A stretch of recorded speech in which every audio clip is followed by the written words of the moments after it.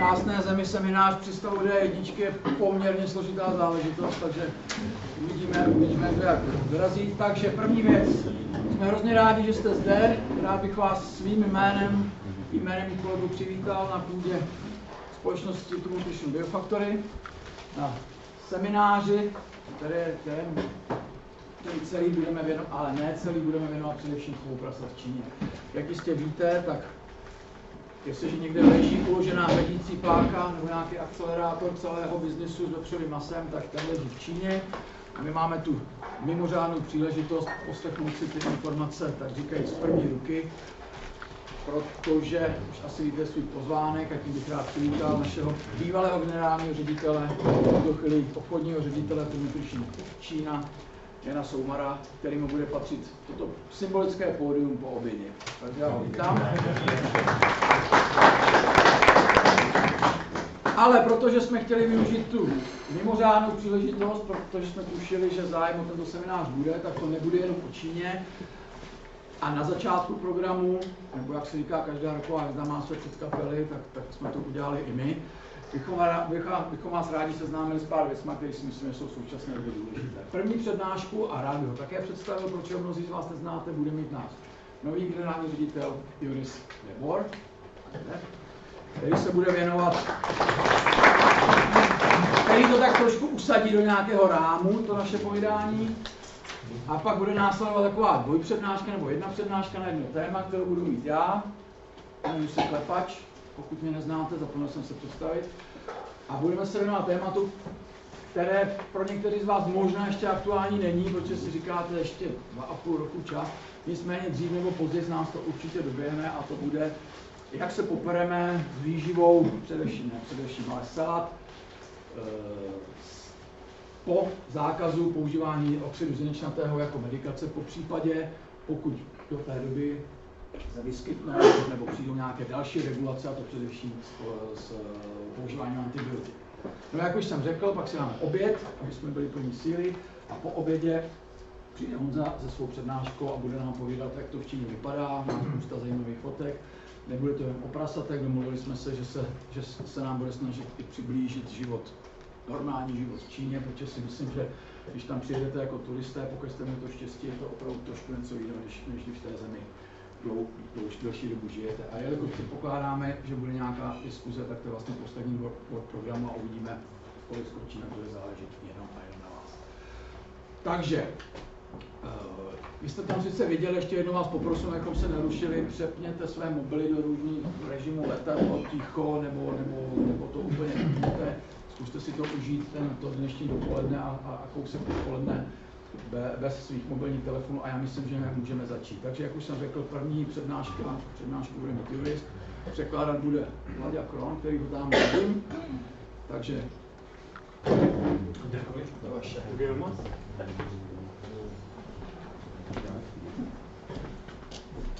Dobrý den, vítejte. Omlouvám se, můj český není dost dobrý pro prezentaci, tak dělat prezentaci v angličtině a Vladimír Kron překlad dá. Video.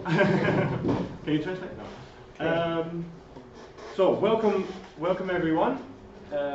Our mission, well, first of all, let me say thank you all for coming. Takže dobrý den všichni, děkuji, že jste přišli. I think this event is a really good example of what we are strong at Trouw Nutrition Biofactory. Děkujeme, je to velice dobrá příležitost s vámi se takhle potkat a pořádat příležitost. We are very much a local company with very local presence and good connections in the local market. But at the same time, we are an international company that can bring ideas, insights from other parts of the world, like in this instance, China. My jsme samozřejmě lokální společnost s lokálním působením a napojením na trh, ale zároveň jsme schopni přinášet informace a inovace ve světovém měřítku. So our mission at Trouw Nutrition is feeding the future, and we take that seriously. Naše mise je nakrmit budoucnost a bereme to skutečně vážně. every day we ask ourselves, how can we feed the world in a sustainable way? And the world population is increasing every month, as we know. Každý den si klademe otázku, jak nakrmit světovou populaci, jejíž nárůst je evidentní a zvedá se vlastně každým dnem. By the latest estimates by the United Nations are that by 2100, the world population will exceed 10 billion people. We will be 10.7 billion people on this planet. So that's another 3 billion people extra to what we have today. Podle informací Spojených národů by do roku 2100 mělo být tady 10 milionů lidí, momentálně, pardon, miliardy lidí, momentálně tady přibližně 7,7 miliardy lidí na planetě. We need to produce in the coming 35 years more food than we did in the past 8,000 years. To znamená, že v následujících 34 letech musíme nakrmit více lidí, než jsme nakrmili v předchozích 8 tisících letech. So, if we look at this world population, where is this world population? And we're talking about China today. What not a lot of people maybe realize is that half of the world population lives inside the circle. So there's more people living inside this circle than outside. Když se podíváme celkově na světovou populaci a budeme mluvit o Číně nebo o populaci v Číně, tak je potřeba si uvědomit, což si řada lidí neuvědomuje, že maximum nebo největší množství těchto lidí žije uvnitř tohoto kruhu. So China is still the biggest country in the world, more than 1.4 billion people. But in addition we have India there, almost 1.4 billion people. Čína je stále největší zemí, co se týče světové populace. Momentálně disponuje 1,4 miliardami lidí, ale jsou tady i podobné země, které mají podobnou populační sílu. But we also have Indonesia, 270 million people, Pakistan, 200 million people, Bangladesh, country only twice the area of the Czech Republic, with 168 million people. Máme tady Indii, Pákistán a další, kde je světová populace kolem 270 milionů lidí a zároveň Bangladeš, který má 168 milionů lidí, přitom je přibližně pouze dvakrát tak velký jako Česká republika. So a lot of people live there. So then it's also not a surprise that a lot of the pork meat flows east. Some of the countries, they don't eat pork because of religious reasons, like Indonesia, Pakistan. But Sorry. Co teda není překvapující, že vlastně celková produkce masa vepřového se přesunuje tedy na východ. If we expand that, you see this is a map by the Rabobank, a Dutch bank. So a lot of this is all the global pork flows. So basically you see all over the globe everything flowing east. Toto jsou informace od Rabobank, což je jedna z vlastně světových bank v rámci Nizozemí a jak vidíte, produkce a obchod s vepřovým se přesunul směrem na východ. And this was the situation as we knew it in 2017. So this is the situation before the African swine fever. To je ta situace v roku 2017, to znamená situace, která byla aktuální ještě před africkým morem prasat. Because a lot of the production, China still had a lot of own production, of course, but then came African swine fever. Čína samozřejmě měla svoji poměrně velkou vlastní produkci, ale potom přišel evropský mor prasat, africký mor prasat. So the estimates are that in terms of production, the African swine fever, from the 54 million tons that China produced last year, it will be a reduction of a quarter to 1/3 of total production. Očekává se, že teda Čína snížila svoji produkci o 35% z 54 milionů tun. So to put that, if you look at it on an annual basis, that is a reduction of 160 to 250 million animals slaughtered less. Což znamená, že pokud se podíváme na počty poražených zvířat, tak je to od 160 do 250, 215 milionů poražených zvířat méně. To put that number in perspective, 160 to 250 million animals, that is as much, so 160 million animals is as much as the total production of the United States and the total production of Brazil annual basis combined.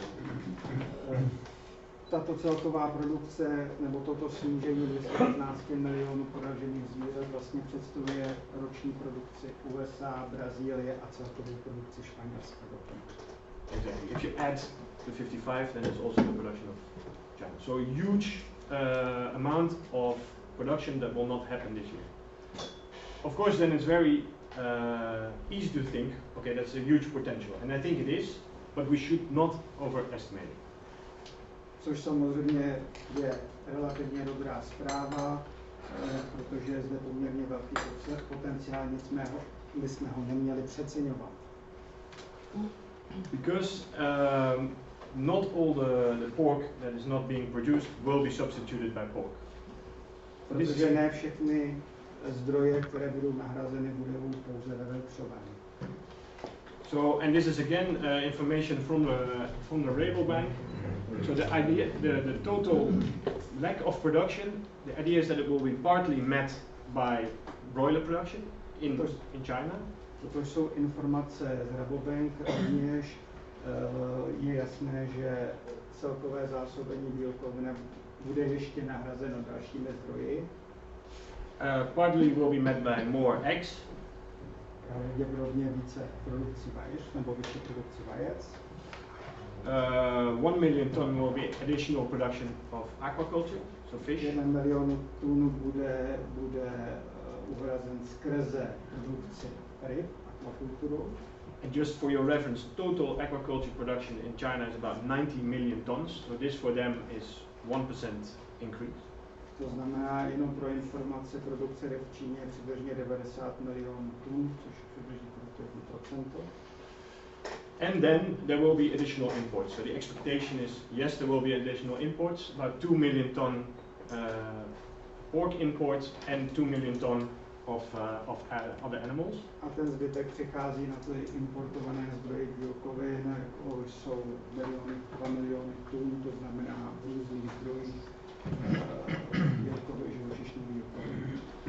Of course, this still is a big potential. This still is the entire production of, for instance, Poland. So it's still a big potential. To znamená, že zde zůstává poměrně velký potenciál, který je například v dosahu celé produkce Polska. However, you also see that there's still expectation that 6 to 11 million ton will not be replaced. And there's two reasons for that. Nicméně zde zůstává ještě mezera 6 nebo 11 milionů tun, které by mohly být ještě zásobeny a momentálně představují výpadek. First reason is that the prices, because of all of this, prices will go up. So some people will reduce their animal protein because they cannot afford it. Je asi jasný, že pravděpodobně cena vepřového vzroste, nicméně je potřeba počítat s tím, že se zvýší zásoby ostatních bílkovin. And the second is that because of African swine fever and other factors, people are getting more nervous about the food production in China. So people will actually concerned about their own health and will therefore reduce the animal protein intake. Zároveň je potřeba počítat s tím, že lidi zůstávají nebo jsou přece jenom v Číně trochu nervózní ve smyslu, že je tady africký mor prasat a že je potřeba danou zásobu nějakým způsobem doplnit. So in short, the reduction will be partly met by other animal proteins, definitely potential for more imports of pork, but not the entire reduction will be met only by imports of pork. Takže zde zůstává potenciál ve smyslu importu vepřového masa a ještě vedle dalších zdrojů bílkovin, to znamená vedlejších produktů. And of course, China, and I'm sure Jan Suma will tell more about it, but they want to move to own production again. They want to increase their own production again that they lost. Sorry. The expectation is that it will take some time. Je jasné, a Honza Soumar vám určitě o tom řekne víc, že Čína bude chtít zase se vrátit do té produkce, což samozřejmě zabere nějaký čas. But if you look at the expectations by 2021, 2022, they will have the herd on the same level as prior to the African swine fever crisis. Nicméně vidíme, že podle předpovědí by se měly do roku 2021 vrátit stejné stavy v Číně, jako byly před tím, než přišel africký mor prasa. And China being China, if they do such a thing, the expectation is that they will do it fast and they will do it at scale. Je podle jednotlivých očekávání lze předpovědět, že to Čína udělá velice rychle a v poměrně velkém měřítku. If you talk to some people, they will say China will use this opportunity to really professionalize the industry and to really move from backyard farming to very professional farms. And that's why I like the analogy with high-speed rail. China has proven that it can do these kind of things really fast. Je jasné, že to Čína udělá velice rychle a poměrně velkém měřítku a ještě na profesionálnější úrovni než předtím a je možné v tomto směru používat analogie s tvorbou vysokorychlostních tratí v Číně. Because as an example, I think around the mid-2000s, China decided to build a high-speed rail network. This is the total amount of kilometers, and you see that within 10 years they built more high-speed rail than all the other countries combined, even countries that have been building high-speed rail for a long, long time. Zde vidíte budování vysokorychlostních tratí v Číně. V roce 2000 se Čína rozhodla, že začne budovat vysokorychlostní tratě. A tady vidíte, jak rychle to zvládla v porovnání s ostatními státy. So how will this be done? I think Jan Soumar will tell much more about it. One of the things that is happening now in China is this. This is actually, they call it Hog Hotel. Co se momentálně děje, a Jan Soumar vám určitě o tom řekne něco více. Toto je obrázek z momentální situace v Číně, kde se budují určité hotely, vhodné hotely. One of these towers houses 30,000 sows. V tomto vlastně věžovém komplexu se bude chovat 30 000 prasnic. And they are building now 4, and I think they have plans to expand to 8. A ta budova vedle zároveň je plánem k tomu, aby zároveň dodávala krmiva ke krmení prasnic. But as we saw earlier, half of the population lives within this circle here on the right.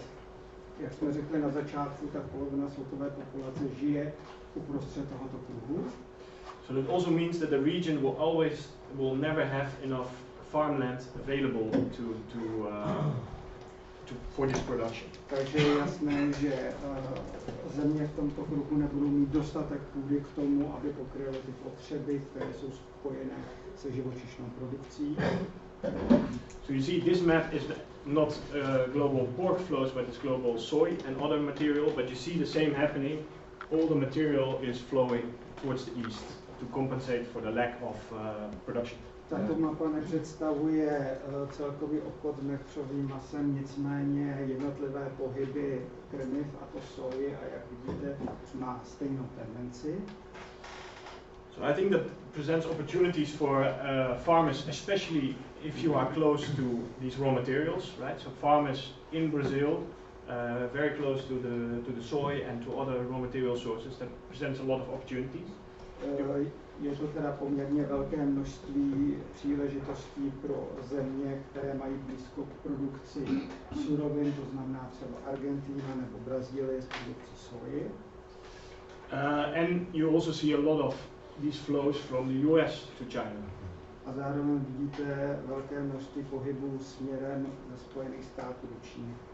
But as you know, the US and China has not the warmest relationship. So the question is, with the trade tensions going on, how will this develop? Samozřejmě Čína nemá momentálně se Spojenými státy úplně nejvřelejší vztahy, takže je zároveň otázka, jak se to bude dále vyvíjet s ohledem na obchod nebo pohyb daného zboží. And I think that presents opportunities for us here in Europe. To znamená, že je zde potom příležitost pro nás z Evropy. Because we have good relationships with US and Brazil and Argentina, so the producers of raw materials on the one hand. Na jedné straně naštěstí máme dobré vztahy s producenty soji a dodávkami ze strany Spojených států Argentiny a Číny. But on the other hand, contrary to the US, we have still good relationships with China. Na druhou stranu ale zároveň máme dobré vztahy přímo s Čínou. Next to that, we have a lot of experience here in Europe with efficient production and production with high technology. Zároveň máme velice dobré zkušenosti a s celkovou technologií a chovem na vysoké úrovni jako takový. If you look at some of the characteristics, like piglets per sow per year, those kind of things, I think in Europe we are at the top, and this is something that we can use. Takže když se podíváme na jednotlivé charakteristiky chovu prasat, to znamená počet odchovaných svat a tak dále, tak Evropa stále patří na špičku. The third thing is antibiotics, and Peter and Pavel will tell more about it today. But as you probably know, it is expected that by 2050, more people die of resistance against antibiotics than of cancer or any other disease. Další záležitost je týkající se antibiotik, o tom bude mluvit Pavel a Petr přibližně víc. Nicméně předpověď je taková, že do roku 2050 by mělo umírat více a více lidí na jednotlivé rezistence způsobené antibiotiky, nebo kmeny, které jsou rezistentní vůči antibiotikům. If you look at production here in Europe, we have already for a long time produced with lower amounts of antibiotics. If you compare that to China, for instance, they use a lot of antibiotics, antibiotic growth promoters. So I think with that knowledge here, we definitely have an advantage also when the demand for those kind of products will increase in China. Pokud se podíváme, tak Evropa neustále má tendenci ke snižování nebo používání antibiotik ve směsích v porovnání s Čínou, kde je ta úroveň výrazně používání antibiotik vyšší, což nám dává zároveň výhodu, kdy můžeme přinést ty informace k tomu, aby se používali antibiotik méně. And the fourth thing where I think we in Europe can be leading is the use of alternative ingredients. Čtvrtá věc, která vlastně charakterizuje Evropu jako lídra, je, že jsme schopni používat zároveň při krmení i vedlejší produkty. So in the Netherlands, where I'm from, I know that a lot of the big farmers, they use byproducts from the Ruhr area in Germany, a lot of industrial production, and they use that to feed their pigs. To znamená, tam, kde žijí, nebo v místě, kde jsou producenti prasat, tak dováží velké množství odpadů z Německa nebo z místa, kde je průmysl. But also new sources of alternative protein. This is a picture of the king of the Netherlands. He is opening a new insect farm. So this is an industrial insect farm that was opened last month in the Netherlands.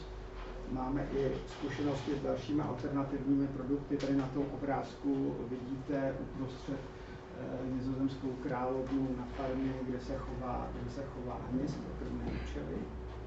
So far, these protein can only go into fish feed, but I think if the regulations are changed, this could be a great source of protein also for instance, swine. Momentálně se tento zdroj proteinu používá pro ryby, ale pokud se změní regulace nebo jednotlivá stanovení, tak je bude možné je používat pro prasata. So, if I go back to the map I showed you at the start of the presentation, maybe you saw these two enlargements. Pokud se vrátím zpátky na začátek k vlastní mapě, kterou jsem prezentoval, tak zde se podíváte, kde je zesílení těch jednotlivých směrů. So what it shows is that especially Denmark and the Netherlands are big exporters of pork. Vidíte zde, že zejména Nizozemí a Dánsko je velkým exportérem vepřového. In 2017, for instance, the Netherlands exported 2.8 million pigs. No, go ahead. V roce 2017 Holandsko exportovalo 2,8 milionů prasat. 6.6 million piglets. 6,6 milionů selát. And 600,000 breeding gills. A 600 000 prasniček. What I also see in the Netherlands and also in Denmark, in these big exporting countries, and also in Germany, I was just discussing with Mr. Dorek. There's a lot of environmental pressure on pig farming. Na jednu stranu jsou to poměrně velký exportéři, to znamená Německo, Nizozemí a Dánsko. Na druhou stranu je zde velký tlak na prostředí a hygien prostředí. I think here in Czech we have a much more favorable climate for pig production still. Naštěstí v Čechách máme více otevřených spolupracovníků, kteří mají dobré zkušenosti s námi o spolupráci. Which made me wonder, is here then an opportunity for the Czech farmer to actually step up, do more export, and then also benefit from exports to other countries? Takže si myslím, že by to mohla být velmi dobrá příležitost pro export do dalších zemí.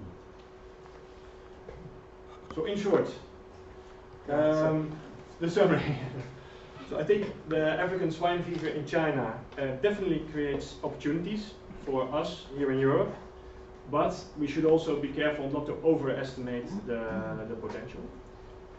Takže na závěr krátce bych chtěl říct, že africký mor prasat v Číně samozřejmě představuje velký potenciál a možnost pro nás, nicméně jej nesmíme přecenit.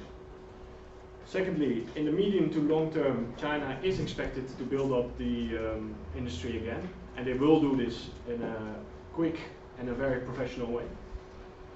Ve střednědobém až krátkodobém úseku očekáváme, že Čína zase opětovně zbuduje svoje stáda a lze očekávat, že to bude na výrazně vyšší a profesionálnější úrovni.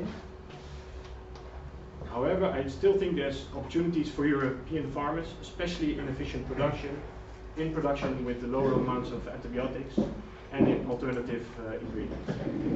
Myslím, že to bude velmi dobrá příležitost pro evropské producenty surovin, a to zejména alternativních surovin a krmných systémů s omezeným používáním antibiotik. Thank you very much for your attention. I hope you have an informative and a good day. Děkuji vám za vaši pozornost. Doufám, že to bude pro vás informativní a bude to pro vás hezký den. And I'm looking forward to discussing this further with you during lunch.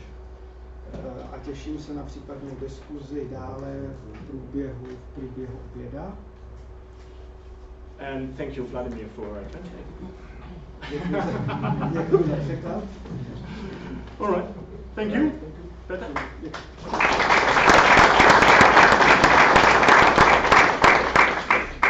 Tak já děkuji, Joris.